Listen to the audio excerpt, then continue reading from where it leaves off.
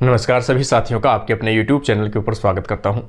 आज अपन बात करने वाले हैं एक विशेष इंपॉर्टेंट टॉपिक जिसके बारे में काफ़ी स्टूडेंट्स के कमेंट्स और मैसेज आए हैं सिर्फ एक पर्टिकुलर टॉपिक के लिए कि रैबिट का जो टॉपिक है वो आरपीएससी स्कूल व्याख्याता जीव विज्ञान के अंदर मेंशन किया गया है। तो रैबिट का जो टॉपिक है उसको कंप्लीट करवा दीजिए। तो इससे पहले अपने जितने भी मेंबर थे एनिमल टैक्सोनॉमी के, जिसमें से फ्रॉग भी एक इम्पोर्टेंट था जिसको अपन ने लास्ट में कंप्लीट किया था, उसी का लास्ट जो एनिमल टैक्सोनॉमी का लास्ट जो पार्ट आपका है वो है रैबिट। तो रैबिट से रिलेटेड कई क्वेश्चन ऐसे पूछे जाते हैं। हालांकि रैबिट्स के बारे में अपन सभी जानते हैं क्योंकि मोस्टली घरों के अंदर भी अपने एक शौक के रूप में पालते हैं इनको। तो रैबिट वैसे तो सभी अपन जानते हैं, लेकिन जो क्वेश्चन बनते हैं वो थोड़े अलग टाइप के बनते हैं, ठीक है ना, क्योंकि वो बायोलॉजिकल सिस्टम से पूछा जाता है। तो एक एनिमल का अपन कह सकते हैं रैबिट इम्पोर्टेंट सदस्य है जो मेमल्स के तहत पढ़ा जाता है, मेमल्स के तहत रखा जाता है। तो आज का अपना सदस्य है रैबिट। रैबिट के रिगार्डिंग सबसे पहले जो क्वेश्चंस बनते हैं वो उसके क्लासिफिकेशन से बनते हैं, वर्गीकरण से बनते हैं या फिर सिस्टेमिक पोजीशन से बनते हैं। तो पहला तो अपन देखते हैं सिस्टेमिक पोजीशन। किंगडम एनिमेलिया के अंदर इसको रखा गया है, फाइलम कॉर्डेटा के अंदर रखा गया है, क्लास मेमेलिया में रखा गया है, ऑर्डर लेगोमोर्फा किस में रखा गया है, लेगोमोर्फा, ये इंपॉर्टेंट है ना, खरगोश को लेगोमोर्फा के अंदर रखा गया है। फैमिली देखेंगे लेपोरिडी, फैमिली भी इंपॉर्टेंट है लेपोरिडी। जीनस में देखोगे ओरिक्टोलेगस, ओरिक्टोलेगस जीनस है, और स्पीसीज में देखोगे क्यूनिकुलस। मतलब अलग अलग जीनस, अलग अलग स्पीसीज, जो स्पीसीज तो है वो तो अलग अलग प्रकार की हो सकती है, डिपेंड करता है। यहाँ पे अपना आ जाएगा सिल्वीलेगस, सिल्वीलेगस फ्लोरिडेनस। अपन जो नॉर्मल घरेलू जो होता है खरगोश जिसको अपन रखते हैं वो कौन सा होता है, सिल्वीलेगस फ्लोरिडेनस होता है। आगे अपन बात करते हैं। देखो खरगोश में इस टॉपिक के अंदर मैंने केवल वही टॉपिक वही लाइनें इंपॉर्टेंट इसमें ऐड की है जो आपको अभी तक क्वेश्चंस पूछे जा चुके हैं या फिर जो इंपॉर्टेंट है, ठीक है ना, ज़्यादा थ्योरी इसके अंदर इंक्लूड नहीं की गई है।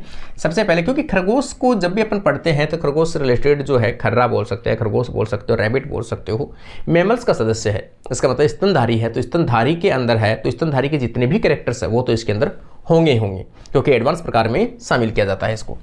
खरगोश एक समूह में एक साथ ब्यूरो बिल बनाकर रहने वाला जीव होता है। इसका मतलब भी क्या रहते हैं, बिलों के अंदर जमीन खोखली करके जमीन के अंदर ये हमेशा रहते, रेतीली जगह पे भी रहते हैं। बीड़ वाले जो जोहड़ बीड़ जो है उस एरिया में भी मिलेंगे आपको। तो इनका जो बिल है ब्यूरो, उसे क्या कहा जाता है, खरगोश जिन बिल के अंदर रहता है उन खरगोश उन बिलों को क्या कहा जाता है, इन बिलों को वारन कहा जाता है। क्या कहा जाता है, वारन कहा जाता है। ये क्वेश्चन आरपीएससी फर्स्ट ग्रेड के अंदर 2020 वाले के अंदर, शायद 2020 वाले के अंदर पूछा गया था। सीधी लाइन आई थी कि खरगोश के बिल को क्या कहा जाता है, तो आप कहोगे वारन कहा जाता है, ठीक है ना, वारन कहते हैं। नर रैबिट को, ये क्वेश्चन भी आ चुके हैं, छोटे मोटे क्वेश्चन कई एग्जाम में पूछे जा चुके हैं कि नर खरगोश को क्या कहा जाता है, तो बक कहा जाता है, BUCK, बक कहा जाता है। तो ऐसे छोटे छोटे टर्म। मादा जो रैबिट होती है, ठीक है ना, फीमेल जो होती है उसे क्या कहते हैं, डोई कहते हैं, DOE, डोई कहते हैं। जबकि खरगोश के जो छोटे बच्चे होते हैं उन्हें क्या कहते हैं, किट कहते हैं।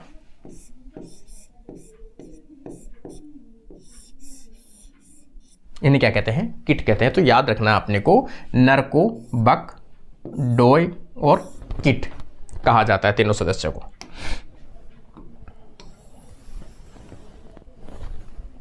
देखो आगे आप देखोगे खरगोश में गर्भधारण, प्रेगनेंसी जिसे अपन कह सकते हैं, गेस्टेशन पीरियड जिसे अपन कह सकते हैं, कितना दिन का होता है, 28 से 31 दिन के आसपास का माना जाता है। तो ये क्वेश्चन पर्टिकुलर जो है वो इंपॉर्टेंट है अपने लिए। कितने से, 28 से लेकर 31 दिन के आसपास में इनका प्रेगनेंसी पीरियड रहता है, ठीक है। ये नेचर वाइज कैसे होते हैं, खाने के आधार पर कैसे होते हैं, हर्बीवोरस होते हैं, हमेशा घास फूस जो चीज़ें हैं उनको खाते हैं। ये शाकाहारी प्राणी में शामिल कर दिया है। रैबिट में इंड्यूज या रिफ्लेक्स्ड ओव्यूलेशन, देखो ये लाइन जो है वो वेरी इंपॉर्टेंट है आपके लिए। अपने अंदर अपन बात करते हैं, अपन भी मेमल्स है, ये भी मेमल्स है। अपने अंदर क्या होता है कि जो फीमेल होती है वो प्रत्येक महीने के 14वें दिन जो मेंस्ट्रुअल साइकिल जो उसका है उसके 14वें दिन के अंदर क्या होता है, ओव्यूलेशन होता है, एग है रिलीज डिस्चार्ज किया जाता है सेकेंडरी oocyte के रूप में। सेम इसी प्रकार से रैबिट में थोड़ा सा चेंज है कि जैसे ही मैथुन होता है, कोइटस होता है, कोइटस से इंडक्शन मिलता है और इंडक्शन होते ही ओवरी क्या करती है, एग है वो रिलीज करती है। इसका मतलब अगर मेटिंग नहीं होगी तो अंडा रिलीज नहीं होता है इसके अंदर। तो मेटिंग के बाद में इंडक्शन मिलता है, उसे क्या कहते हैं अपन, रिफ्लेक्स ओव्यूलेशन सिस्टम कहा जाता है। ये क्वेश्चन इंपॉर्टेंट है। रिफ्लेक्स ओव्यूलेशन सिस्टम रैबिट के अंदर पाया जाता है। अर्थात देखो, मैथुन क्रिया या कोइटस से प्रेरित होकर ओवरी से अंडा निकलता है, उसे क्या कहते हैं, ओव्यूलेशन की प्रक्रिया मैथुन की क्रिया से लगभग 12 से 24 घंटे के अंदर अंडे को रिलीज कर देगी। 12 से 24 घंटे के बाद में होती है, ठीक है ना। जैसे अभी मैथुन किया है, अभी कोइटस हुआ है, तो उसके लगभग 12 से 24 घंटे के बीच में क्या होगा, ओव्यूलेशन की प्रक्रिया कंप्लीट हो जाएगी। ये चीज़ आपको याद रखना, वेरी वेरी इंपॉर्टेंट है रैबिट के अंदर।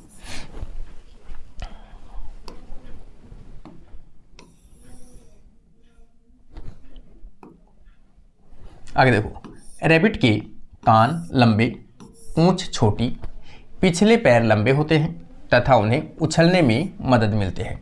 मतलब पिछले जो पैर होते हैं वो इनके जंपिंग करने के लिए काम आते हैं, कूदने के लिए काम आते हैं। इनके ऊपर रोए पाए जाते हैं, हेयर फर पाए जाते हैं, ठीक है ना, एकदम सॉफ्ट प्रकार के। पक्षपात की अपन बात करेंगे तो कैसे होते हैं भाई, हिंड लिम्ब जो होते हैं रैबिट के, वो पिछले पैर थोड़े से लंबे होते हैं, ठीक है। उनमें अंगुलियाँ कितनी पाई जाती है, 4 डिजिट पाई जाती है, जो मेम्ब्रेन से आपस में जुड़े रहते हैं, जिन पर एक वेब या जाल नुमा संरचना पाई जाती है, जो इनको क्या है, जंपिंग करने में सहायक होते हैं, ठीक है ना। ये पैर इनको तेज दौड़ने और जंपिंग करने में सहायता प्रदान करते हैं।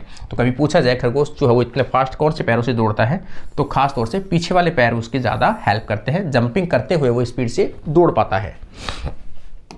अगला अपन देखेंगे, ईयर की बात करें, उसके कानों की बात करें, लार्ज कान होते हैं, फनल शेप्ड होते हैं और पतली सी स्किन से बने होते हैं, ट्रांसपेरेंट। आप ऐसे भी देखोगे तो भी उसकी ब्लड वेसल्स, ब्लड जो नसें हैं वो क्यों दिखेगी आपके, ट्रांसपेरेंट कान होते हैं, जो इलास्टिक कार्टिलेज की बनी होती हैं।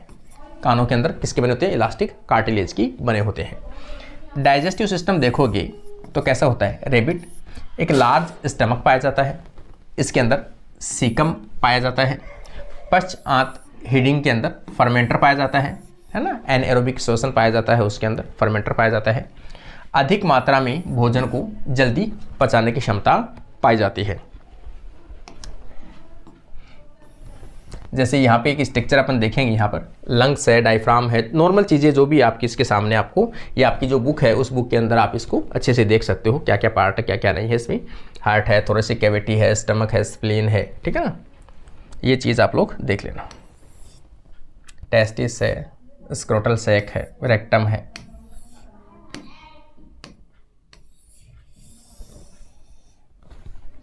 देखो आगे अगर अपन देखेंगे, टेट्रापोड जिनके अंदर 4 हाथ पैर पाए जाते हो, अपन भी टेट्रापोड में आते हैं, मेंढक भी टेट्रापोड में आता है, खरगोश भी टेट्रापोड में आता है, कि एम्ब्रियो में कि इनके जो भ्रूण होते हैं, भ्रूण की एक पेयर ब्लड वेसल्स जो महाधमनी से, कहाँ से, महाधमनी से धड़ और पीछे वाले अंगों तक ब्लड ले जाती है। यहाँ से क्या निकलती है, एक जोड़ी ब्लड वेसल्स निकलती है जो एरोटा से धड़ और पीछे की ओर जाती है, उसे क्या कहते हैं, सिस्टेमिक आर्क कहा जाता है। उसे क्या कहते हैं, सिस्टेमिक आर्क कहा जाता है। ये अगर किसी को समझ में नहीं आए ये पोर्शन, तो इस पोर्शन के समझने के लिए आपको लास्ट वाली जो क्लास है पीछे, जिसमें मैंने आपको मेमल्स पढ़ाया था, क्लास मेमल्स, उस मेमल्स के अंदर मैंने पूरी डिटेल के अंदर ये सभी चीज़ें आपको बताई है, ठीक है ना। तो सिस्टेमिक आर्क के रूप में पाई जाती है, यह चौथे महाधमनी आर्क से निकलती है, ठीक है।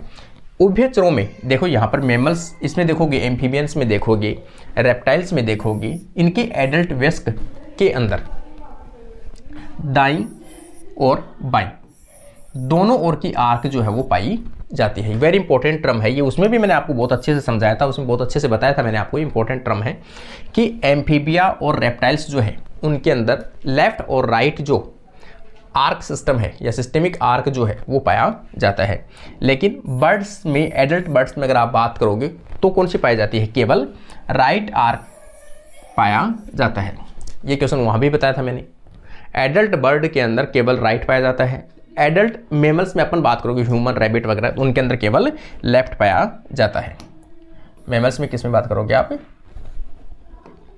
स्तनधारी। स्तनधारियों में केवल एडल्ट में केवल बायां लेफ्ट आर्क पाया जाता है। इसका मतलब ये क्वेश्चन आ चुका है, मैं आपको भी बता रहा हूँ। आप जब आप प्रीवियस पेपर सोल्व करोगे आप आरपीएससी की, तो आपको लगेगा कि ये क्वेश्चन सीधा लाइन में पूछा जा चुका है कि खरगोश के अंदर इनमें से कौन सा आर्क नहीं पाया जाता है। तो लेफ्ट तो पाया जाता है, राइट नहीं पाया जाता है। राइट किस में पाया जाता है? तो राइट है वो बर्ड में पाया जाता है। राइट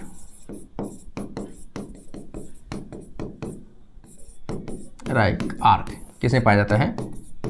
बर्ड में पाया जाता है। ये क्वेश्चन पूछा गया था। इनमें से नहीं पाया जाता, खरगोश में राइट नहीं पाया जाता है, लेफ्ट पाया जाता है। सिस्टेमिक आर्क पाया जाता है, ये याद रखना आपको। Stratum germinative layer. अब इसके नाम से स्ट्रेटम जर्मिनेटिव लेयर है, तो ये कहाँ पाई जाती है? अपनी जो स्किन है, स्किन के नीचे एक स्टेम सेल्स पाई जाती है। स्टेम सेल्स की तरह मतलब ऐसी कोशिका जिनमें विभाजन की क्षमता बहुत अधिक हो और नई कोशिकाओं का निर्माण रेगुलर करती हो। जैसे यह परत रैबिट में ग्लैंड, ग्रंथियों और कीरेटिन की संरचनाओं का निर्माण करती है। कौन सी बना सकती है? ये ग्लैंड जितनी भी है और कीरेटिन की जो संरचना है सतह के ऊपर, उन सभी का निर्माण ये करती है। यह एपिडर्मिस की सबसे भीतरी उपकला होती है। सबसे भीतरी उपकला एपिथेलियल लेयर के रूप में पाई जाती है। ठीक है ना ये। और ये कोशिकाएं घनाकार, स्तंभाकार आकार की होती है, क्यूबॉइड और कॉलमनर प्रकार की होती है तथा इनमें विभाजन की क्षमता अधिक होने के कारण से ये act as a stem cells के रूप में काम करती है। इनमें माइटोसिस विभाजन की अधिक क्षमता पाई जाती है। इन्हें स्ट्रेटम बेसल के नाम से भी जाना जाता है। ये याद रखना भी, खरगोश में स्ट्रेटम बेसल का काम क्या है। ठीक है ना। जो भी ग्लैंड्स वगैरह है, केराटिन्स वगैरह है, उनकी कोई भी संरचना उनका निर्माण करने काम आती है। एक्ट स्टेम सेल के रूप में पाई जाती है। एपिडर्मिस की नीचे की ओर पाई जाती है।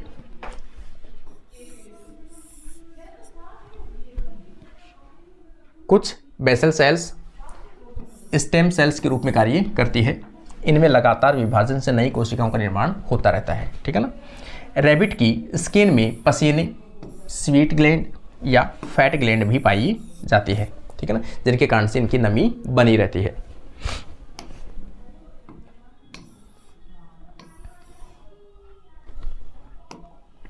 आगे आप देखोगे रैबिट की आई ग्लैंड। रैबिट की आंखों के अंदर कौन सी ग्लैंड सब वो पाई जाती है। जैसे ये है मेबोनियन है ना, मेबोनियन ग्लैंड, ये पाई जाती है। इसे टर्सल ग्लैंड के नाम से भी जाना जाता है। अगर ऐसे क्वेश्चंस आए तो कभी याद रखना आप लोग, टर्सल ग्लैंड पाई जाती है।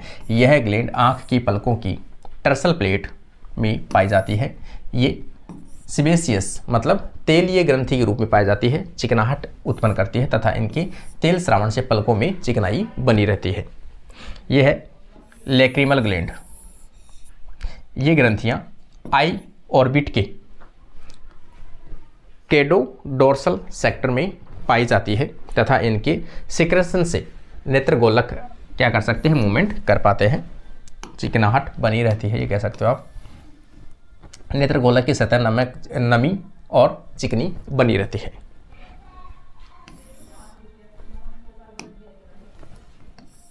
यहां पे आप देखोगे हर्डेरियन ग्लैंड। यह है आई ऑर्बिट में पाई जाने वाली एक सबसे बड़ी ग्रंथि है। ठीक है ना। कौन सी? हार्डेरियन ग्लैंड, जो आंख के अंदर पाई जाने वाली सबसे बड़ी ग्रंथि है। इसके श्रावण से आई ड्राई होने से बचती है तथा ये लिपिड व वसा का श्रावण करते हैं। ये फिरोमोन का भी स्रावण करते हैं। आगे डेंटल फॉर्मूला। किसका डेंटल फॉर्मूला? खरगोश के अंदर डेंटल फॉर्मूला एक बड़ा विशेष प्रकार का होता है। इसमें 2 0 3 3, नीचे वाले में देखोगे 1 0 2 3 इंटू 2। इसका मतलब ऊपर में ये जो है ये वाले, ये कौन से होते हैं? कैनाइन, वो होते हैं इंसीजर। ये कौन से होते हैं? इंसीजर होते हैं। ये कौन से होते हैं? कैनाइन होते हैं। ये कौन से होते हैं? प्री मोलर होते हैं। ये कौन से होते हैं? मोलर होते हैं। इसका मतलब आप ऊपर वाले में देखोगे तो यहाँ पर कितने हैं? 2 इंसीजर। इसका मतलब 2 इंसीजर तो 2 इधर और 2 इधर ऐसे होंगे। तो यहाँ पर 2 से मल्टीप्लाई हो गए तो कितने हो गए, ऊपर की तरफ तो 4 तो इंसीजर हो गए। कैनाइन मांसाहारी जीवों में पाया जाता है, इसलिए ये कैसा है, शाकाहारी है, इसलिए इसे कैनाइन की आवश्यकता नहीं पड़ी। तो कैनाइन का विकास इसमें नहीं पाया जाता है, तो कैनाइन कैसा है, 0 है। प्रीमोलर 3 इधर है, 3 इधर है ऊपर की तरफ, तो कितने हो गए 6। और ऐसे ही मोलर है, 3 इस साइड में है, 3 इस साइड में ऊपर की तरफ, तो 6 ये हो गई। 12 और 4 16, ऊपर कितने हो गए 16 हो गए। नीचे की तरफ आप देखोगे, एक ये है तो इससे मल्टीप्लाई करोगे तो 2 हो गया, प्लस 0 प्लस 2 और 2 4 प्लस 2 3 6, 3 3 6, ठीक है। तो यहाँ पे कितने हो जाएंगे 10 10 और 2 12। इसका मतलब नीचे कितना है 12 है। ये जो कॉम्बिनेशन है, ऊपर वाले जावा जो है, अपर जावा है, ऊपर जबड़ा है, ऊपर वाला जबड़ा, उनके अंदर तो 16 दांत पाए जाते हैं, जबकि नीचे वाले जबड़े के अंदर कितने दांत पाए जाते हैं, 12 दांत पाए जाते हैं। टोटल आप देखोगे यहाँ पर कितने हो गए 2 और 8 28। रेबिट में आपको पूछा जाए कभी कि रेबिट में टोटल दांतों की संख्या कितनी होती है, 28 होती है। कॉम्बिनेशन कैसे बैठाओगे आप, ऊपर की तरफ 16 होते हैं, जबकि नीचे की तरफ कितने होते हैं 12 होते हैं। 16 और 12 में भी देखोगे आप तो ये फॉर्मूला है, ये 2033 और 1023, ठीक है ना। यहाँ पे ये फॉर्मूला आपको थोड़ा सा याद रख लेना खरगोश का। रेबिट शाकाहारी होने के कारण इनमें कैनाइन टीथ नहीं पाए जाते हैं तथा कैनाइन के स्थान पर गैप पाया जाता है। क्या पाया जाता है, गैप पाया जाता है। इसलिए इस पे पर्टिकुलर जो शब्द यूज में आता है उसे क्या कहते हैं, डायस्टीमा कहते हैं। ये टर्म इंपॉर्टेंट है कि खरगोश के अंदर डायस्टेमा स्ट्रक्चर पाई जाती है। डायस्टेमा किसे कहते हैं कि जहाँ पर कैनाइन दांत नहीं पाया जाता उसके स्थान पर एक गैप बन जाता है, उस गैप को क्या कहते हैं, डायस्टेमा कहते हैं। ये इंपॉर्टेंट टर्म है, अपने आप में याद रख लेना भाई इसको।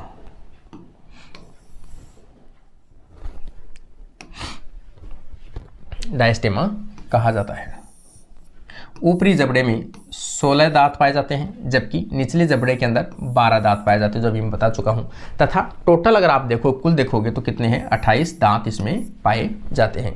इसके साथ साथ में कई बार रेंडमली क्वेश्चन जो बन जाता है, इसमें आप देखोगे कॉम्बिनेशन कैसे बैठोगे। इंसीजर जो है वो कितने होते हैं खरगोश के अंदर, 2/1। इसका मतलब जोड़े की अगर आप देखोगे तो ऊपर 2 जोड़ी होती है इंसीजर की और नीचे 1 जोड़ी होती है, ठीक है। कैनाइन दांत है वो 0 0 होते हैं। प्री मोलर दांत आप देखोगे तो ऊपर 3 होते हैं, 3 जोड़ी, और नीचे 2 जोड़ी होती है। मोलर दांत देखोगे तो दोनों में समान होती है, ऊपर भी 3 जोड़ी और नीचे भी 3 जोड़ी पाई जाती है।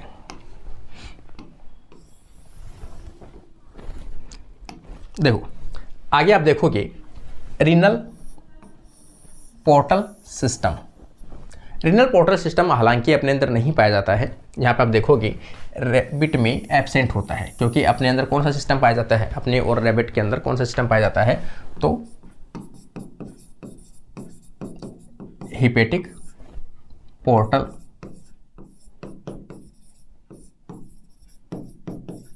सिस्टम पाया जाता है। अपने अंदर कौन सा पाया जाता है, रैबिट के अंदर हिपेटिक पोर्टल सिस्टम पाया जाता है, किडनी के अंदर, किडनी के पास में जो ब्लड सर्कुलेशन होता है हार्ट के। और ये जो है रीनल पोर्टल सिस्टम जो है खास तौर से जो एम्फीबियंस है, रेप्टाइल्स है, उनके अंदर देखने को मिलता है। तो ये कार्डियन वेंस के पश्च भाग से बनता है तथा फिश, एम्फीबिया और रेप्टाइल्स में पाया जाता है। तो ये इंपॉर्टेंट शब्द है भाई, है ना, ये क्वेश्चन आ चुका भाई कई बार। रीनल पोर्टल सिस्टम जो है वो किस में पाया जाता है, तो आप कहोगे फिश, एम्फीबियंस और रेप्टाइल्स में पाया जाता है। खरगोश इन जैसे स्ट्रक्चर में नहीं पाया जाता है। इनमें कौन सा पाया जाता है, हिपेटिक पोर्टल सिस्टम पाया जाता है। यह हैंग फिश, लेम्प्री, रेबिट और मैमल्स में एब्सेंट होता है, इनमें ये नहीं पाया जाता है, ठीक है ना। रेबिट में 4 प्रकार के त्वचा के रंग पाए जाते हैं। कौन से रंग होते हैं, एल्बिनो रंग होता है, हिमालय एल्बिनो होता है, एगोटी होता है और एक होता है चिंकचिला, जो एक ही जीन के मल्टीपल एलील के द्वारा डिसाइड किए जाते हैं। इसका मतलब रेबिट में स्किन का जो कलर होता है वो कैसा जीन के द्वारा कंट्रोल होता है, तो आप कहोगे मल्टीपल जीन का एक एग्जाम्पल है। कैसा एग्जाम्पल है, मल्टीपल जीन का एलील, मल्टीपल एलील का। क्योंकि एक तो ये एग्जाम्पल है, मल्टीपल एलील का एग्जाम्पल है रैबिट की स्किन का कलर। दूसरी चीज़ आप देखोगे अपना ब्लड ग्रुप, वो भी क्या है, मल्टीपल एलील का एक एग्जाम्पल, बेस्ट एग्जाम्पल है। तो यहाँ पर जीन मल्टीपल एलील तथा एक जीन के 2 से अधिक एलिलोमॉर्फ मतलब एक से अधिक एलील तथा रैबिट के स्किन कलर कोड को 4 एलील जो है वो डिसाइड करते हैं। इसका मतलब एक जीन के कलर का जो जीन है उसके कितने एलील होते हैं, इसमें 4 होते हैं, लेकिन एक जीव के अंदर तो 2 ही एलील होंगे। ठीक है ना, कभी भी याद रखना भी, अगर कोई भी डिप्लॉइड जीव है 2n है तो उसमें एक जीन के चाहे पूरी पॉपुलेशन पूरी स्पीसीज के अंदर कितने भी जीन हो, कितने भी एलील हो एक जीन की, लेकिन इसमें एक व्यक्ति के अंदर कितने होंगे, एक जीन के 2 ही एलील होते हैं। यहाँ 4 होते हैं तो पूरी पॉपुलेशन लेवल पे 4 हैं, लेकिन वैसे कितने हैं, 2 ही होते हैं। रैबिट में जाइगोमेटिक आर्क बनता है, जाइगोमेटिक आर्क बनता है जो जुगल पतली लहरदार बोन मैग्जिला और सेकुमोजल के जुड़ने से बनता है। जाइगोमेटिक आर्क एक घुमावदार बोन है। ये क्या है, घुमावदार बोन है जो टेम्पोरल बोन से मैग्जिला तक फैली रहती है तथा रैबिट के अपर जावा में पाई जाती है। आपको नहीं याद रहे तो इतना याद रखना, रैबिट में जाइगोमेटिक आर्क जो है वो बनता है और वो एक बोन से बनता है। बोन होती है घुमावदार, वो कहाँ पाई जाती है, अपर जावा के अंदर पाई जाती है, इतना याद रख लेना आप। तो किस किस से जुड़े होते, जो टेम्पोरल बोन और मैग्जिला तक फैली रहती है। जो भी शब्द इसमें आ रहे हैं वो शब्द आपको इतना पता होना चाहिए कि रैबिट में कहाँ पाए जाते हैं, बस इतना इंपॉर्टेंट आपके लिए, वहां से क्वेश्चन आराम से आप सोल्व कर पाओगे। कोटिलॉइड बोन, कोटिलॉइड बोन यह रैबिट के पेल्विक ग्रिड है ना, पेल्विक ग्रिड में पाई जाती है तथा कुछ स्तनधारियों में भी देखने को मिलती है। पेल्विक जो पीछे वाला हॉर्स पीठ वाला जो पोर्शन होता है उसमें कौन सी बोन पाई जाती है, तो आप कहोगे कोटिलॉइड बोन पाई जाती है रैबिट में। रैबिट में वर्टिब्री फॉर्मूला, ठीक है ना, वर्टिब्री फॉर्मूला जो होता है, आपकी जो बैकबोन होती है उस बैकबोन के अंदर जो वर्टिब्री रीढ़ की हड्डी में छोटी छोटी जो हड्डियाँ होती है उन्हें क्या बोलते हैं, वर्टिब्री बोलते हैं। उनकी संख्या कितनी होती है, तो इनकी संख्या होती है वो 45 से 47 तक होती है खरगोश के अंदर। जैसे मेंढक में 10 बताई थी मैंने आपको, तो सेम उसी प्रकार से इसमें कितनी होती है, 45 से 47 तक होती है। उनका एक पर्टिकुलर फॉर्मूला होता है। तो यहाँ पर सर्विकल का आप देखोगे 10 होती है, थॉरेक्स तो है 12 से, और ये L6 S4 और CD कितने होते हैं, 16। इसका मतलब टोटल कितनी होती हैं ये इसका फॉर्मूला अगर कभी पूछा जाए, फॉर्मूला किसका है, वर्टिब्रल फॉर्मूला खरगोश का। प्रथम सर्विकल, ये बात करें ना अपन, प्रथम सर्विकल वर्टिब्री जो होती है उसे क्या कहा जाता है, तो एटलस कहा जाता है। क्वेश्चन आ चुका भी एक बार।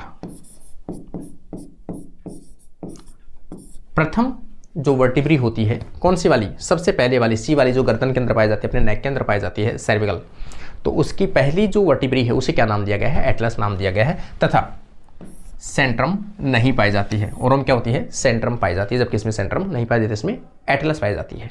एक क्वेश्चन आ चुका है एक बार, वेरी इंपॉर्टेंट है।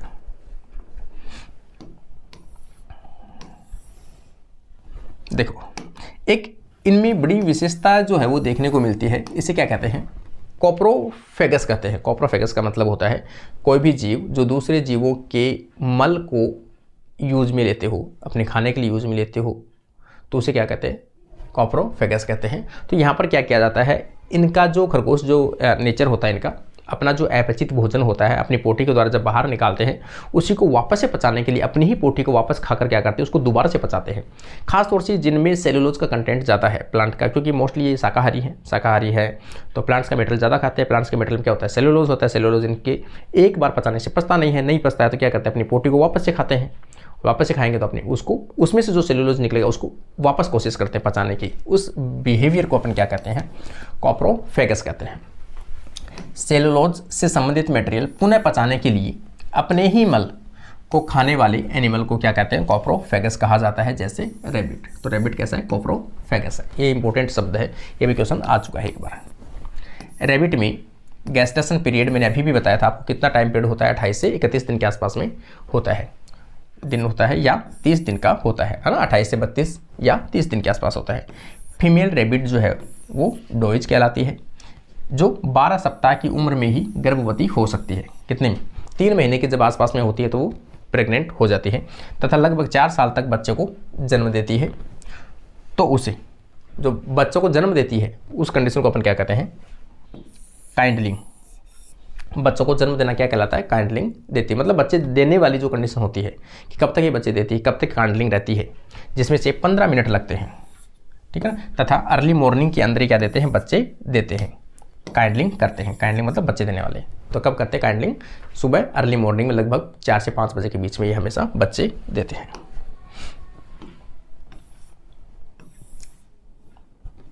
आगे देखोगे आप, क्रीनियल नर्व इन रैबिट। क्रेनियल नर्व कितनी जोड़ी पाई जाती है जो ब्रेन से निकलती है? ब्रेन से रैबिट में 12 क्रेनियल नर्व जो है, 12 जोड़ी क्रेनियल नर्व पाई जाती है, जबकि 37 जोड़ी स्पाइनल नर्व जो स्पाइनल कॉर्ड से निकलती है वो पाई जाती है। रैबिट के, ये याद रखना भाई, दोनों लाइन इंपॉर्टेंट है। रैबिट के ब्रेन में तीसरा, थर्ड वेंट्रिकल पाया जाता है, जिसे डायोसील के नाम से भी जाना जाता है। ये भी याद रखना, रैबिट का जो ब्रेन है उसके अंदर थर्ड वेंट्रिकल पाया जाता है, जैसे डायोसील कहते हैं। वेंट्रिकुलर सिस्टम, ब्रेन में 4 गुहा वेंट्रिकल का एक समूह होता है, ठीक है ना। वेंट्रिकुलर सिस्टम होता क्या है? तो ब्रेन के अंदर 4 जो वेंट्रिकल जो गुहाएं होती हैं वो प्रेजेंट होती है, जहाँ पर CSF सेरेब्रो स्पाइनल फ्लूइड का क्या होता है? उत्पादन होता है, ठीक है ना, उनका उत्पादन होता है। आगे देखोगे, रैबिट के जो राइट लंग्स है, रैबिट के राइट लंग्स के अंदर 4 लोब्स पाए जाते हैं। राइट लंग्स अपने अंदर कितने पाए जाते हैं? 3 और 2 पाए जाते हैं, 5 टोटल। जबकि इनके अंदर राइट लंग्स में कितने होते हैं? 4 लोब्स होते हैं। जबकि लेफ्ट लंग्स में कितने होते हैं भाई? 2 लोब्स होते हैं। टोटल कितने हो गए यहाँ पर? 3 4 2 और 4 6। जबकि अपने अंदर कितने होते हैं? 5 होते हैं। तो यहाँ पर आप देखोगे, थोड़ा सा अपन देखें,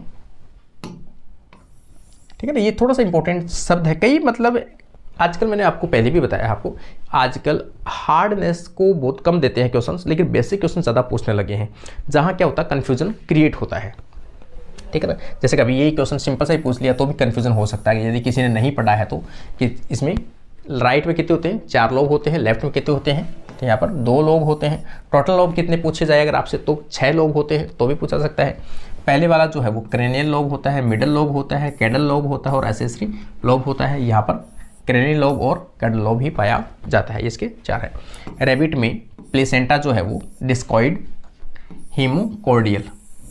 हेमिकॉर्डियल प्रकार का प्लेसेंटा है, वो देखने को मिलता है। अपरा,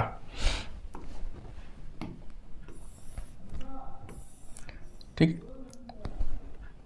आगे आप देखोगे, रैबिट में एक्स्ट्रा एम्ब्रियोनिक मेम्ब्रेन जो है कितनी होती है? 4 प्रकार की होती है। एमनियोन है, कोरियोन है, एलेंटोइस है एंड योक्सेक है। इन सभी के फंक्शन अपन कई वीडियो में मैं आपको बता चुका हूँ। एलेंटोइस का थोड़ा सा लिखा है यहाँ पर, कलेक्ट वेस्ट एक liquid from embryo, exchange gases, ठीक है ना। ये तो नॉर्मल है। अब आगे आप देखोगे, इसके थोड़े से डेंटल जो फॉर्मूला है, इनसे संबंधित और भी कोई मेंबर है, जैसे इनसे कई बार पूछा गया एग्जाम्पल है ये। रैबिट का डेंटल फॉर्मूला मैंने अभी बताया आपको। इन सीजर जो है 2/1, कैनाइन 0/0, प्री मोलर जो है 3/2 और मोलर है 3/3। कैट में आप देखोगे तो कैनाइन होना ही चाहिए इसमें, तो 3/3, 1/1 और 3/2 और 1/1। ये किसका है? कैट का है। एलिफेंट में देखोगे आप तो यहाँ पर नीचे वाले जो है इंसीजर नहीं पाए जाते हैं। 1/0, 0/0 कैनाइन नहीं पाए जाते हैं। प्री मोलर 3/3 मतलब 3/3 और मोलर भी 3/3। रैट में आप देखोगे तो इनमें इंसीजर पाए जाते हैं, तो 1/1 कैनाइन है, 0/0 प्री मोलर है, 0/0 इनमें प्री मोलर रैट में नहीं पाए जाते, ये भी आपको याद रखना है। जबकि मोलर कितने होते हैं? 3/3 होते हैं। ह्यूमन में आप देखोगे तो 2/2 और 1/1 और प्री मोलर 2/2 और 3/3 ये पाए जाते हैं।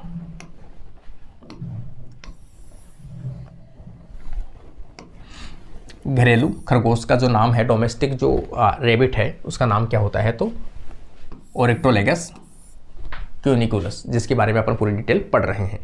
रैबिट कम्युनिकेट के लिए क्या करता है? एक तो अपनी आवाज़ निकालता है, वोकलाइजेशन, ध्वनि निकालता है। बॉडी लैंग्वेज अपनी एक्टिविटी करता है वो, जिसके कारण से सामने वाला खरगोश वो समझ पाए उसको।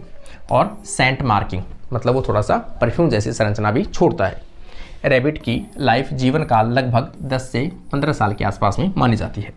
रैबिट की नस्ल जो बड़े आकार और शांत स्वभाव के लिए जानी जाती है वो कौन सी है? फ्लेमिश जेंट कहलाती है। तो ये रैबिट से रिलेटेड था। अगला एक वीडियो लेके आऊँगा, थोड़ा दिन वेट करो आप, 2-4 दिन, ठीक है ना, जिसके अंदर अपन देखेंगे कि रैबिट से रिलेटेड जितने भी क्वेश्चंस आपको पूछे गए हैं उन सभी के बारे में अपन डिस्कस करेंगे।